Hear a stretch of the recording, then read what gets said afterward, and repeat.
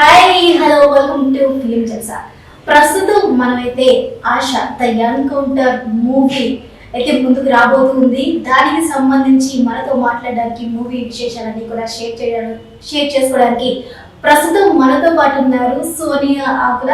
అసలు ఎలా వారు ఈ మూవీలోకి వచ్చారు, ఆ మూవీ కథ ఏంటి, ఆ మూవీలో జరిగిన సన్నివేశాలు ఏంటి, ఈచ్ అండ్ ఎవ్రీ వన్ కూడా మనతో షేర్ చేసుకోవడానికి మనతో పాటు ఉన్నారు. వారిని మూవీ యొక్క మరిన్ని విశేషాలు తెలుసుకుందాం.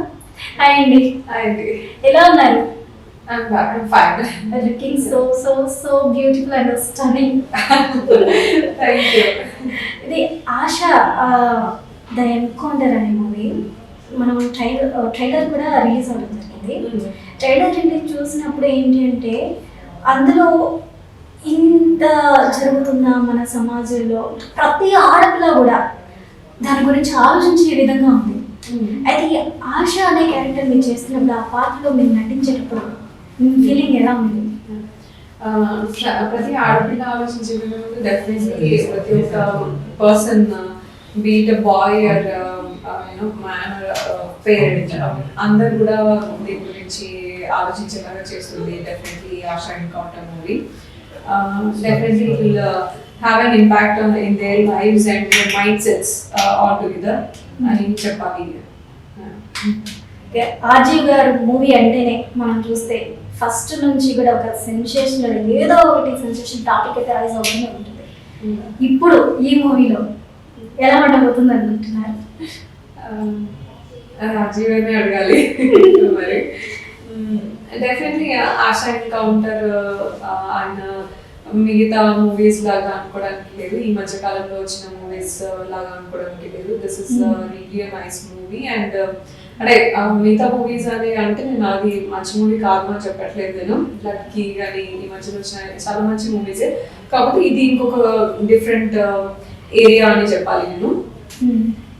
సో ఇది ఎటువంటి వివాదాస్పదంగా జరుగుతుంది అనేది నాకు తెలీదు, కానీ మంచి అంటే అనుకుంటున్నారా దీనివల్ల ఏదైనా ఒక్క చిన్న వివాదం బయటకు వచ్చే అవకాశాలు ఉన్నాయి అనే ఆలోచన ఉందా? ఒకవేళ వస్తే సాయం వచ్చేలా చేయాలి ఇంకా, అంతే. ఇప్పుడు ఈ కథ విన్నప్పుడు కానీ మనం ట్రైలర్ చూసినప్పుడు కానీ ఈ కథ దేని గురించి కూడా బేస్ చేసింది కాదు అని అయితే మనకి స్టార్టింగ్ లో పడుతుంటుంది.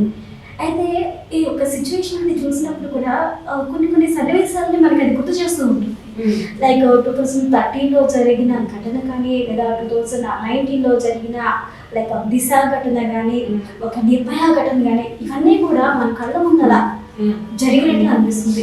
అయితే బేసిక్ గా బాధ అనేది అక్కడ నుంచి తీసుకోవడం జరిగిందంటారా? మనకి ఈ మధ్యలో తెలిసినవి నిర్భయ ఘటన కానీ, దిశ ఘటన కానీ ఈ మధ్యలో తెలిసినవి కావచ్చు. ఈ మధ్యలో చాలా మాట్లాడుకున్నాం మనం అవి జరిగినప్పటి నుంచి. అండ్ దానివల్ల చట్టాలు కూడా తీసుకురావడం జరిగింది కాబట్టి అది అందరికీ బాగా మాట్లాడుకున్న విషయం, అందరికీ తెలిసిన విషయం. కానీ అంతకు ముందు కూడా చాలా విషయాలు ఇలాంటివి చాలా జరిగినాయి, ఇది వరకు కూడా ఇష్యూస్ చాలా జరిగినాయి. కాకపోతే అప్పుడు మనం అంత మాట్లాడుకోలేదు, అంత డిస్కషన్ రేజ్ అవ్వలేదు, అంత చట్టాలు మార్చేంత అవ్వలేదు, అంతే డిఫరెన్స్ నాకు తెలిసి. కానీ దిశ సంఘటన జరిగిన తర్వాత కూడా very next couple of days ఒక కపుల్ ఆఫ్ ఇష్యూస్ జరిగినాయి. వెంటనే జరిగింది.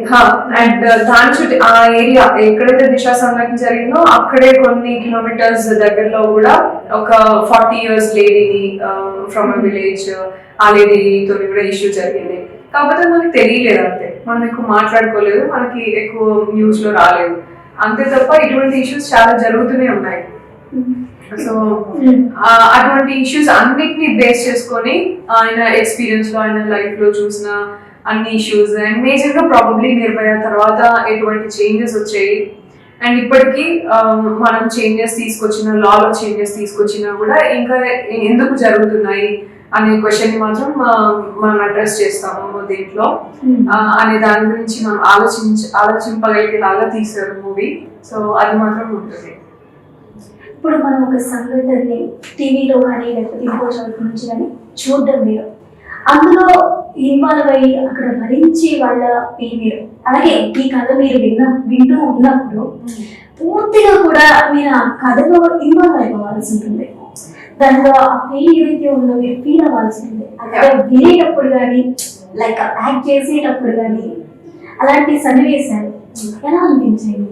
Yeah true. అది స్టోరీ విన్న దగ్గర నుంచి కూడా I had to live in that role. And script చదువుతున్నప్పుడు, యాక్టింగ్ చేస్తున్నప్పుడు కూడా, చేసిన తర్వాత అట్లీస్ట్ లైక్ ఒక సీన్ అయిపోయిన తర్వాత అట్లీస్ట్ ఒక 5 minutes నేను బ్రేక్ తీసుకునేది అన్నట్టు. అండ్ లిటరల్లీ కొన్ని సీన్స్ కి నేను ఏడ్చుకున్న సీన్స్ కూడా ఉన్నాయి. సీన్ అయిపోయిన తర్వాత కంటిన్యూస్ కొద్దిసేపు ఏడ్చుకున్న సీన్స్ కూడా ఉన్నాయి నాకు నేను. And it was really tough, కానీ we pulled it off well. And of course జరుగుతున్నప్పుడు కూడా, షూట్ జరుగుతున్నప్పుడు, నేను ఎనాక్ట్ చేస్తున్నప్పుడు కూడా it made me more sensitive towards few things. And it made me more kinder and it made me more stronger అని చెప్పొచ్చు నేను నాకు పర్సనల్ గా. And stronger as an artist, stronger as a woman, and as a person who's in this society. కలిసి నటించేటప్పుడు co actors కానీ like Srinath గారు కానీ నవీన్ గారు కానీ వాళ్ళతో కాంబినేషన్ ఎలా ఉంది? శ్రీకాంత్ గారితో వర్క్ చేయడం it's always good opportunity for me. ఆయన చాలా మంచి ఆర్టిస్ట్, మీకు అందరికీ తెలిసిందే.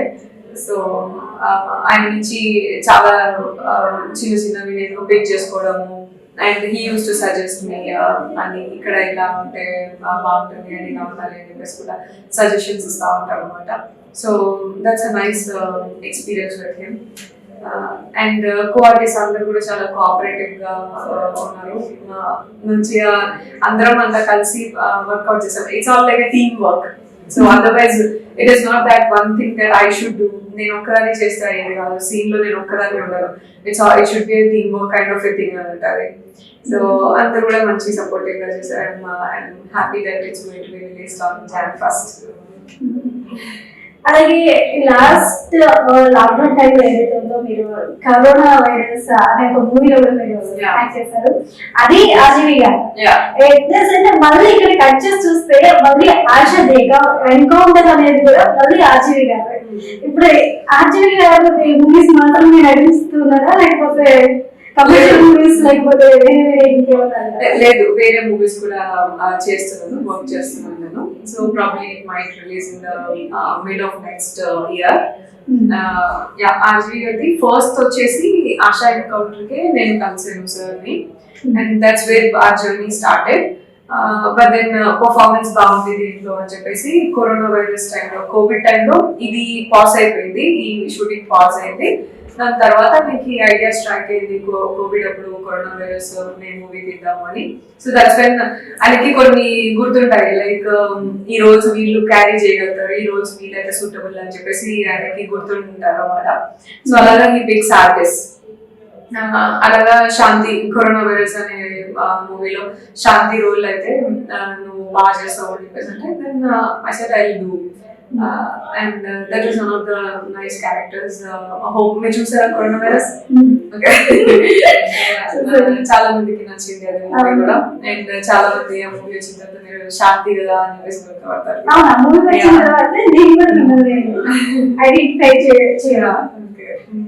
చూడగానే ఫస్ట్ అయితే బాగున్నారు, చాలా బాగున్నారు అనిపిస్తుంది. తర్వాత ముందు చూసిన తర్వాత మళ్ళీ మూవీ చూస్తున్నారు. ఇప్పుడు జరుగుతున్నాయి. ఇప్పుడు మూవీ తీసుకున్నట్లయితే మనం ఒక సోషల్ రెస్పాన్సిబిలిటీస్ మీద వెళ్తున్నట్లు అనిపిస్తుంది. అయితే ఇందులో పాటలు కానీ లేకపోతే కామెడీ కానీ ఎంతవరకు ఈ టైప్ ఆఫ్ ప్రేక్షకుల్ని ఎంటర్టైన్ చేసే అవకాశం ఉంది అంటారు? కామెడీ అంత అంటే లైక్ ఫ్యామిలీ డ్రామా వచ్చేసి మీకు కొంచెం ఉంటుంది, బట్ మరీ అంత కామెడీ ఎంటర్టైనర్ అని నేను చెప్పలేను. This is a concept oriented movie. Definitely connect అవుతారు మూవీ అండ్ గుర్తుంటుంది. And it will impaired few things in you. It will make you think about few things. So అది మాత్రం ఉంటుంది. చూస్తే ఏదైనా ఒక సంఘటన ఈ సమాజంలో జరిగిందంటే ఫస్ట్ బ్లేమ్ చేసేది అమ్మాయి వైపుగా చూస్తారు, బ్లేమ్ చేయడానికి. అంటే అందరి ఒపీనియన్ అది కాకపోవచ్చు, బట్ కొంతమంది ఒపీనియన్ మాత్రం అమ్మాయి వే ఆఫ్ డ్రెస్సింగ్ స్టైల్ కానీ, వే ఆఫ్ హాట్ స్టైల్ కానీ, వాటర్ అనేది టోటల్లీ ఫోకస్ అనేది అమ్మాయి వైపు 80% వరకు వెళ్తుంది అని చెప్పవచ్చు. అలాంటప్పుడు కేవలం ఇలాంటి తప్పిదాలు జరగడానికి అమ్మాయిలు ఎంతవరకు కారణం అని అనుకోవచ్చు? మీ అభిప్రాయం ఏంటి? సో చాలా మనకి మనము ఇది చూస్తున్నాం, చాలా ఇది వింటూనే ఉంటాము. అండ్ విక్టిమ్ నే ప్రతిసారి మనము విక్టిమ్ తరపు నుంచి మనం న్యూస్ పబ్లిష్ చేయడం కానీ, విక్టిమ్ నే విక్టిమైజ్ చేసి మాట్లాడడం కానీ, ఇలాంటివన్నీ కూడా చూస్తూ ఉంటాము. కాకపోతే ఈ మధ్య చేంజ్ అవుతుంది. కాకపోతే ఈ మధ్య అందరూ కూడా కొంచెం సెన్సిటివిటీ పెరిగింది. ఇటువంటి ఇష్యూస్ జరిగిన తర్వాత, దిశ చట్టం వచ్చిన తర్వాత కానీ సెన్సిటివిటీ అనేది కొంచెం వచ్చింది. అండ్ మారుతున్నారు, కొంత జనం మారుతున్నారు. కానీ ఇంకా కూడా ఇటువంటి మూవీస్ రావడం, ఇటువంటి జస్ట్ ఇష్యూ జరిగినప్పుడు మాత్రమే మనం మాట్లాడుకొని వదిలేయడం కాకుండా, అప్పుడప్పుడు through this movie or through any platform అటువంటి డిస్కషన్స్ రావాలి. We should start a dialogue in the society. And so ఇటువంటి చూస్తూ మారుతుంది అని చెప్పేసి నేను అనుకుంటాను. ఏది సడన్ గా ఓవర్ నైట్ మార్పు జరిగేదైతే ఏమి ఉండదు. We should keep our efforts, be it through movies, be it through awareness sessions, be it through any other activities we choose. So we should keep passing on the information and changing the notion in the society. And అది definitely బాగానే ఉంటుంది mind అనడం అనేది. But that is what I mean, being here as an actor, I could tell ఇట్లాంటి movie చూసిన తర్వాత notion అయితే change చేసుకుంటారు, మైండ్ సెట్ చేంజ్ అవుతుంది. And this kind of movies should come, more of this kind of movies. And movies నుంచి మనం major గా impact అవుతాం. And the second thing is media news నుంచి మేజర్ గా ఇంపాక్ట్ అయ్యేది. సో ఈ రెండు ఏరియాస్ లో కొంచెం కాన్షియస్ గా ఉండి మనము కొన్ని changes తీసుకురాగలిగితే there will be lot of impact, there will be lot of positive change in society. ఇప్పుడు ఈ సంఘటన ఎప్పుడైతే జరిగిందో దానికి ఆర్జీవి గారు కూడా స్పందించారు. అప్పుడు ఎవరైతే ఉన్నారో ఇందులో ఈ ఘటన జరగడానికి ఎవరైతే ఆ నలుగురు ఉన్నారో, అక్యూజ్డ్ ఎవరైతే ఉన్నారో వాళ్ళకి సంబంధించి చెన్నకేశ్వరరావు అని ఉన్నారు. వాళ్ళ మదర్ తో ఆర్జీవి గారు ఇంటర్వ్యూ చేయడం కూడా జరిగింది. అప్పట్లో అదొక బిగ్ సెన్సేషన్ కూడా అయింది. అందరూ కూడా ఆర్జీవి గారి మీద దాని వరకు తిరిగేటట్టు ప్రశ్నించారు. అయితే మరి ఇప్పుడు కేవలం ఎవరైతే విక్టిమ్ ఉంటారో వాళ్ళ వైపు నుంచి ఈ మూవీ చూపించడం జరుగుతుంది, యాక్టివిస్ట్ ఎవరైతే ఉన్నారో వాళ్ళ వే ఆఫ్ వాళ్ళ వైపు నుంచి కూడా ఏమైనా కథలో ఇన్వాల్వ్మెంట్ ఉంటున్నారు? Definitely it is definitely not through the victim perspective. There are different perspectives. ఎందుకంటే ఆల్రెడీ మనము చాలా చూసేసే ఉన్నాం కదా, చాలా ఇది దిశ సంఘటన కావచ్చు, నిర్భయ సంఘటన కావచ్చు, దానికంటే ముందు ఇంకా జరిగిన ఇష్యూసే కావచ్చు.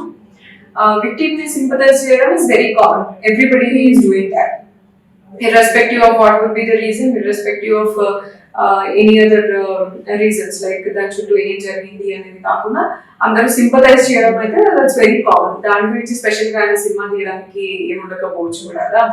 సో డెఫినెట్లీ ఒక కొత్త ఆస్పెక్ట్ అయితే ఉంది, అది మీరు సినిమా చూసిన తర్వాత మీకు అర్థమవుతుంది. ఓకే, సినిమా జనరల్ ఫస్ట్ అయితే రిలీజ్ అవుతుంది అని అంటున్నారు. ఎక్స్పెక్టేషన్స్ ఎలా ఉన్నాయి? Yeah, I'm waiting to see the result.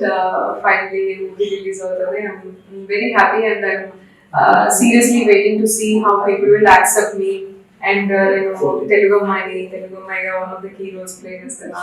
So అది కూడా నాకు కొంచెం ఇలా టెన్షన్ గానే ఉంది, కొంచెం ఇలా పట్టుకొని కూర్చున్నాను. సో రిలీజ్ అయిన తర్వాత I should see how it will react and how people will respond. Okay, right. Thank you so much. Actually, first కి కొత్త సంవత్సరానికి కొత్త ఉత్సాహంతో సమాజానికి ఒక మంచి సందేశం ఇవ్వడానికి మేమున్నాం అంటూ కూడా ఈ సినిమా చూసిన తర్వాత కొంతమంది అయితే తప్పకుండా మారుతారు అయితే నాకు అనిపిస్తుంది ఖచ్చితంగా మారే అవకాశాలు కూడా ఉంటాయి. ఎందుకంటే మీరు చెప్పినట్టే మూవీ చూసి ఎంతో మంది ఇన్స్పైర్ అవుతూ ఉంటారు. ఇది నిజం, ఇది అబద్ధం, ఇలా చేయొచ్చు, ఇలా చేయకూడదు అని. అలాగే ఆశ అనుకుంటాను అనే మూవీ కూడా సూపర్ డూపర్ సక్సెస్ అయిపోయి మీకంటూ మీరు కూడా సవాళ్ళ కోసం నేను ఇది చేశానని ఖచ్చితంగా మీరు కూడా ఫీల్ అవుతారు. గ్రాండ్ సక్సెస్ అవ్వాలని మనస్ఫూర్తిగా కోరుకుంటున్నాం. Thank you so much. Okay, చూసారు కదా ఫ్రెండ్స్, ఇది వాటి స్పెషల్ ఇంటర్వ్యూ. మరో తరగతి మళ్ళీ కలుద్దాం. Keep watching film Jalsa. Please like, follow and subscribe. Please subscribe. Please subscribe. Please subscribe. Please subscribe. Subscribe Please subscribe Please subscribe Film Jalsa. to Film Jalsa. Film Jalsa. To Film Jalsa. Film Jalsa. Film Jalsa. Film Jalsa channel. To Film Jalsa.